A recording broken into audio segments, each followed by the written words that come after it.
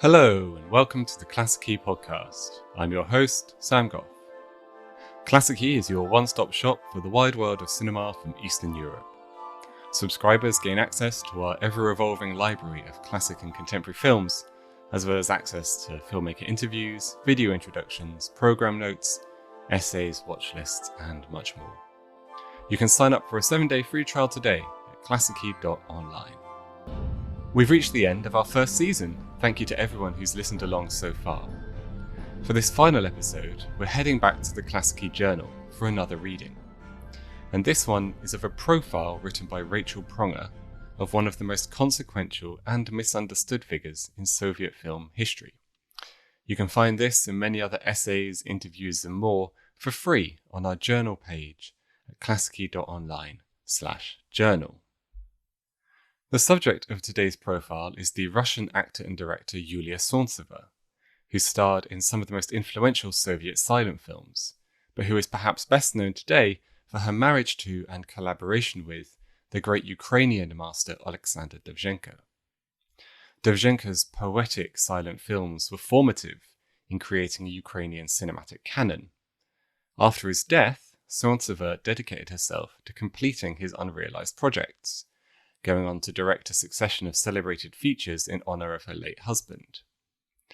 But, as Rachel argues in this piece, the question of Solntseva's own creative personality has been obscured by the aura surrounding Dovzhenko, and her motivations and intentions are worth examining in greater detail. Rachel Pronger is a freelance writer and curator, and a co-founder of the archive and activist feminist film collective Invisible Women. You can find more information on their work and watch Solntseva in some of her most iconic starring roles by checking out the links in the show description. When you start your career playing one of the most iconic roles in Soviet cinema, a Martian queen no less, where do you go from there?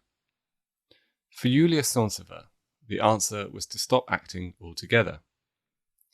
From the 1930s onwards, Solntseva moved into filmmaking, initially working in close creative partnership with her husband, Alexander Dovzhenko. After Dovzhenko's death, she dedicated herself to completing the projects he left behind, a unique cinematic mission which would take her all the way to Cannes, where in 1961 she became the first woman to win the prize for Best Director.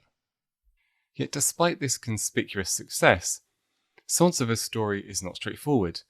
Like the best Soviet films, her life raises complex questions about collaboration, sacrifice, and the sublimation of self to a greater cause. Yuliya Solntseva was born in Moscow in 1901, where she studied at the State Institute of Music and Drama. In 1924, she rocketed to prominence in her film debut, playing the title role in Yakov Protazanov's Aelita, the Queen of Mars. Often credited as the first Soviet sci-fi, Aelita mixes a lavish fantasy and modernist design with a depiction of harsh life in post-Civil War Russia. A century after it was made, Aelita remains a magnetic oddity, and a key aspect of the film's left-field success lies in Solntseva's fiercely charismatic presence at its heart. It's not a coincidence that every iconic image of the film centers on Solntseva, her stern, heavy-browed beauty, offset by artist Alexandra Exter's dramatic costumes. Exter used aluminium, glass, acrylics, and steel to construct her outrageous Cubo-futurist outfits. The release of Aelita was a huge event. Leaflets announcing its premiere were dropped from planes over Moscow, and a publicity campaign boasted that 22,000 meters of film had been exposed during production. Despite the skepticism of contemporary critics, the film was a box office hit, establishing Solntseva as an immediate star.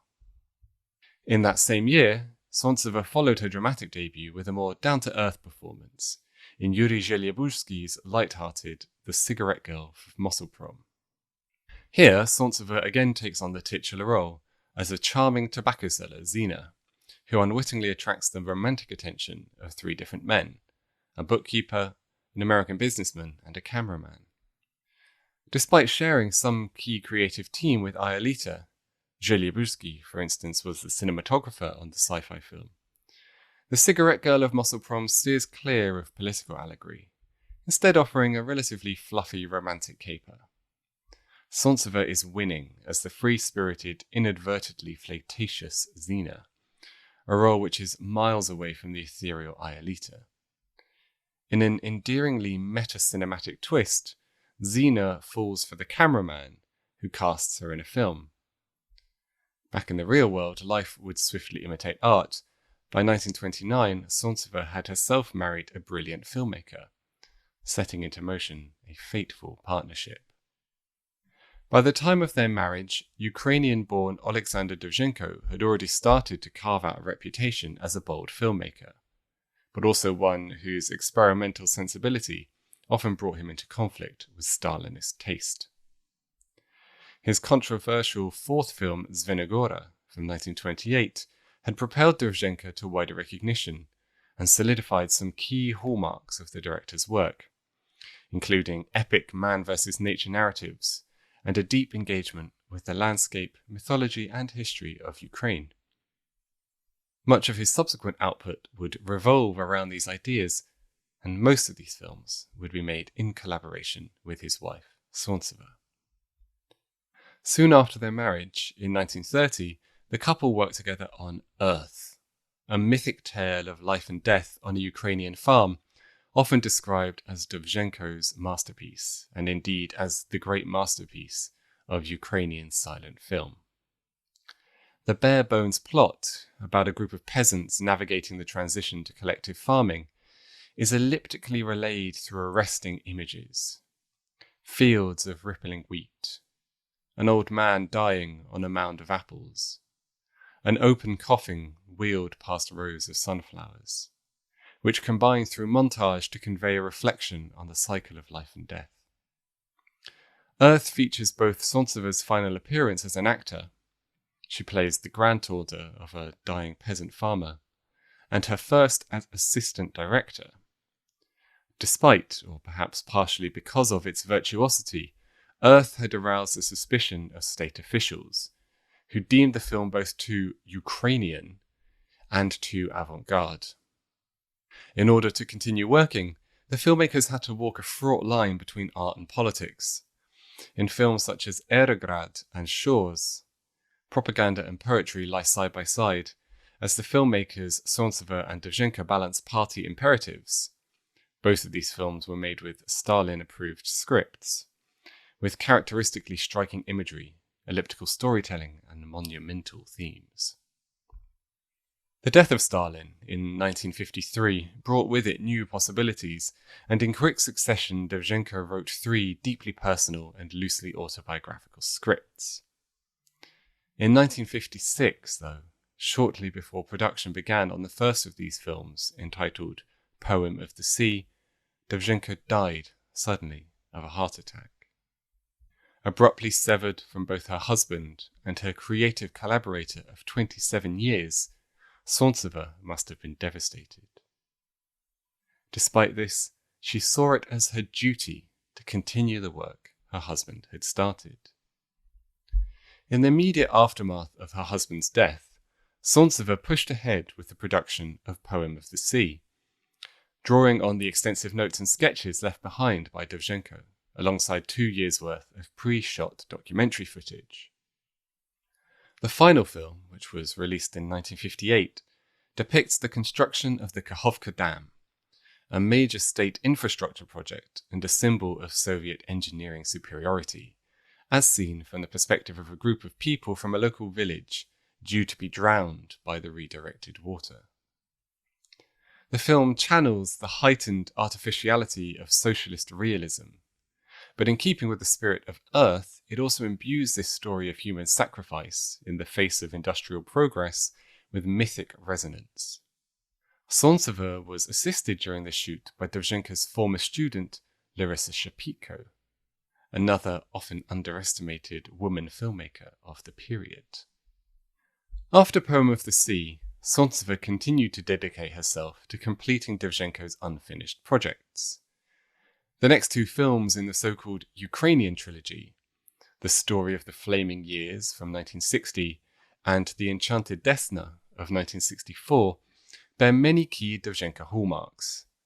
There's sunflowers, rain, apples, and mist, drawing on his experiences growing up in Ukraine in a non-linear, almost stream of consciousness series of dreams, nightmares, and visions. Yet in these films, we can also sense Solntseva's own developing style. Her influence is clearly felt in the use of sound. For example, in the way she uses voiceover to convey the spiraling and sometimes contradictory inner thoughts of her characters, as well as in her visual flourishes. The Story of the Flaming Years, which follows the superhumanly patriotic soldier Ivan as he fights against Nazi invaders, is a particular showcase for the latter. Solntseva, working in collaboration with cinematographer Alexei Temerin, captures the horrors of war through the use of rear projection and horizontal panning shots. In one early scene, a screaming woman runs through her burning village as the camera swoops above like an avenging angel.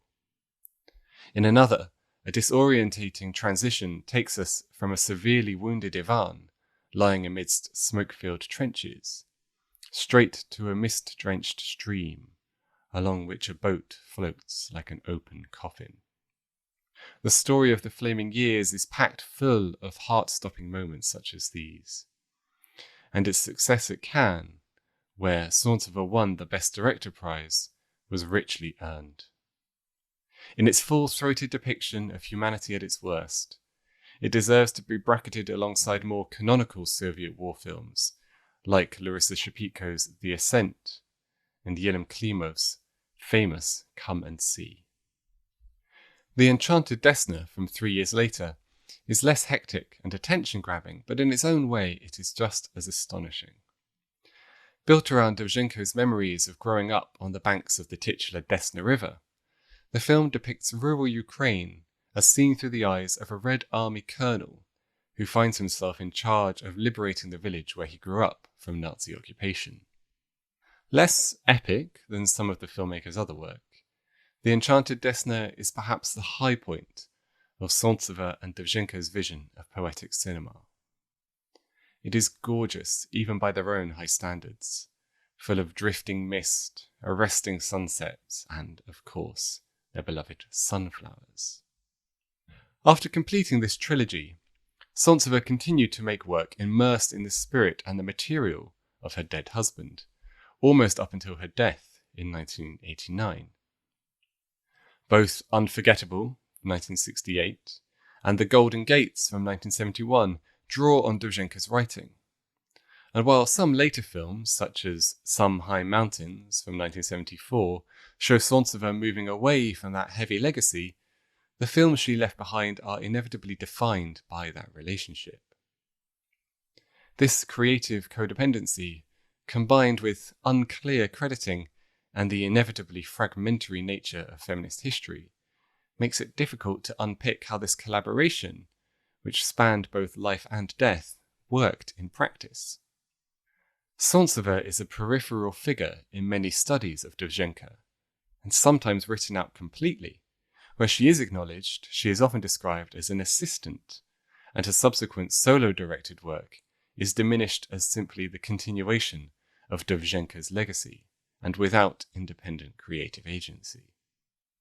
Solntseva herself in many ways encouraged this interpretation, publicly describing herself as the translator of her husband's visions, and once claiming that, quote, "If Dovzhenka had lived, I would never have become a director." Yet that statement in itself feels revisionist. Before Dovzhenka died, Solntseva was already an active filmmaker, working not just as a co-director on his films, but also as solo director in theatre and in other collaborations with filmmakers. For example, with Yakov Avdiyenko on the found footage documentary Ukraine in Flames, released during the war in 1943. Realizing so many of Dovzhenko's unfinished projects across the decades after his death represents a spectacular technical and logistical achievement. But looking back on these films as an oeuvre also reveals how far Solntseva's own style developed over time. Like the moss that grows on a tree trunk, these two artists became deeply entwined symbiotic forces, and over time it becomes impossible to discern where one ends and the other begins.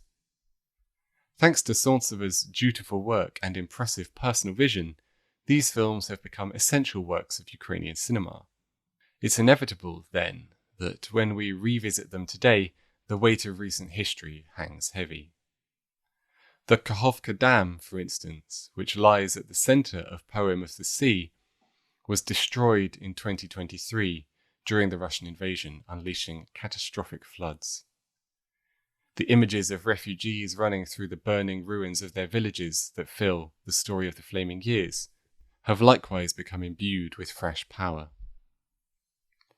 Fittingly, for a filmmaker who dedicated her career to keeping alive the vision of her dead husband, Solntseva's films remain, even in the present, full of ghosts. That was a profile of Yuliya Solntseva, the Soviet Union's original Queen of Film, written by Rachel Pronger and read by me, Sam Goff. Rachel Pronger is a freelance writer and curator.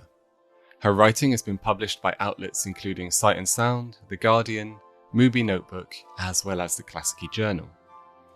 Rachel is also co-founder of the archive and activist feminist film collective Invisible Women. You can find more information on her work, as well as watching Solntseva in some of her most iconic starring roles, by checking out the links in the show description. Thank you for listening to the first season of the Klassiki Podcast. We'll be back later in the year with a brand new set of interviews, discussions, introductions, and more. In the meantime, please make sure to leave us a review and a 5-star rating wherever you get your podcasts. Have a wonderful summer and keep exploring the wide world of film from Eastern Europe at klassiki.online.